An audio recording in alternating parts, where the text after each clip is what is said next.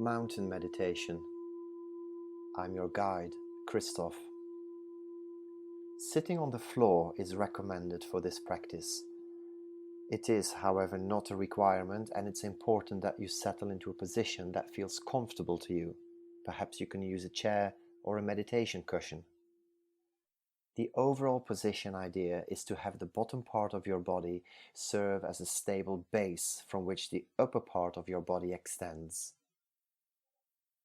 So sit with a straight back, your head held erect on your neck and shoulders, and allow the shoulders to fully relax. And place your hands on your knees. Allow your eyes to close, or if you prefer, lower your gaze or focus on a spot on the wall. And let's bring our attention to the breath. Maybe you're breathing through your nose, or perhaps you can feel the gentle flow of air on your lips. Just become aware of your breath. There is no need to change your breathing, just breathe normally and keep your attention on your breath. Whenever your mind wanders, gently and non-judgmentally bring it back to your breath.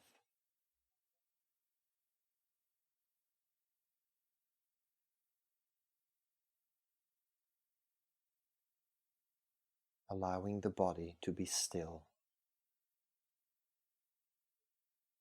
and sitting with a sense of dignity.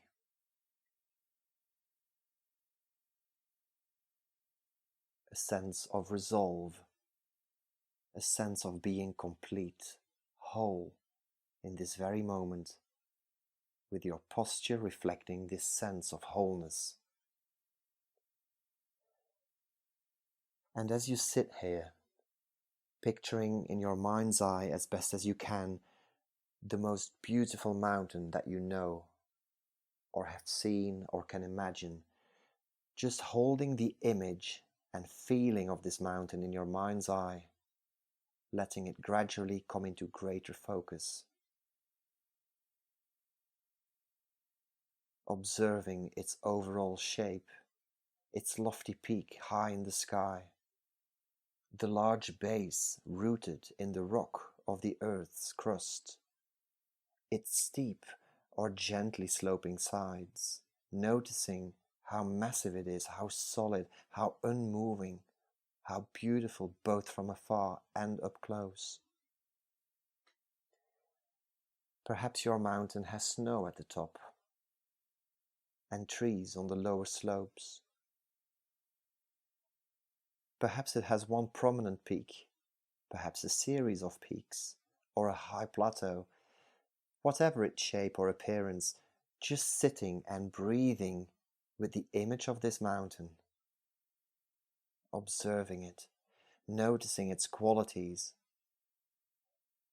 and when you feel ready, seeing if you can bring the mountain into your own body, so that the body sitting here and the mountain in your mind's eye become one, so that as you sit here, you share in the massiveness and the stillness and majesty of the mountain.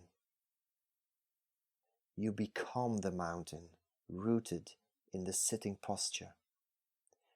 Your head becomes the lofty peak, supported by the rest of the body. Your shoulders and arms, the sides of the mountain. Your buttocks and legs, the solid base rooted to your chair. Experiencing in your body a sense of uplift from deep within your pelvis and spine, with each breath as you continue sitting, becoming a little more a breathing mountain, unwavering in your stillness, completely what you are, beyond words and thought, a centered, rooted, unmoving presence.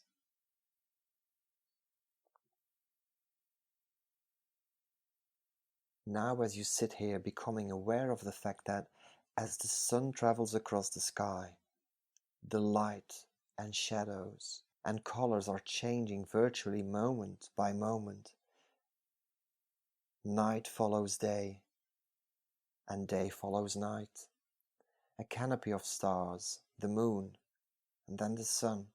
Through it all, the mountain just sits, experiencing change in each moment, constantly changing, yet always just being itself. It remains still as the seasons flow into one another, and as the weather changes moment by moment, day by day, calmness abiding all change. In summer, there's no snow on the mountain, except perhaps for the very peaks.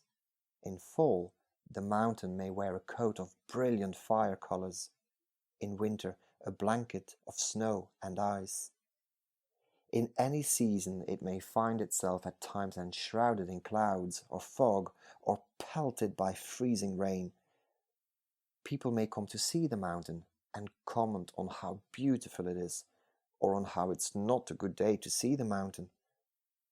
None of this matters to the mountain, which remains at all times its essential self. Clouds may come and clouds may go.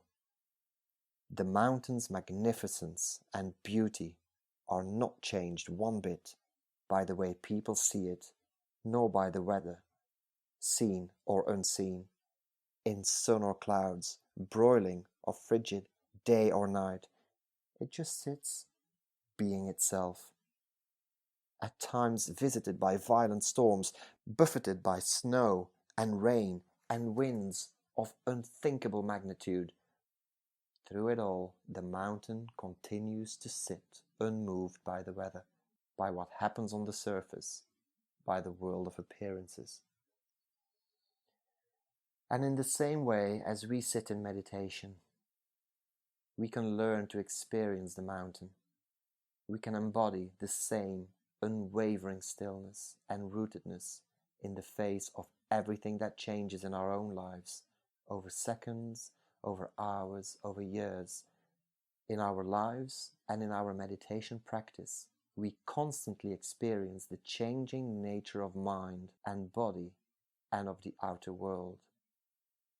We have our own periods of light and darkness, our moments of color and our moments of drabness.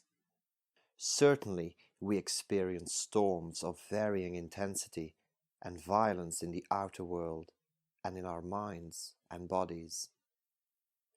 We endure periods of darkness and pain, as well as the moments of joy. Even our appearance changes constantly, experiencing a weather of its own. By becoming the mountain in our meditation practice, we can link up with its strength and stability and adopt it for our own. We can use its energies to support our energy, to encounter each moment with mindfulness and calmness and clarity. It may help us to see that our thoughts and feelings, our preoccupations, our emotional storms and crises, even the things that happen to us, are very much like the weather on the mountain. We tend to take it all personally, but its strongest characteristic is impersonal. The weather of our own lives is not to be ignored or denied. It is to be encountered, honored, felt, known for what it is, and held in awareness. And in holding it in this way, we come to know a deeper silence and stillness and wisdom. Mountains have this to teach us, and much more, if we can come to listen. And as the practice comes to an end, gently bring your awareness back to your environment, and in your own time, open your eyes.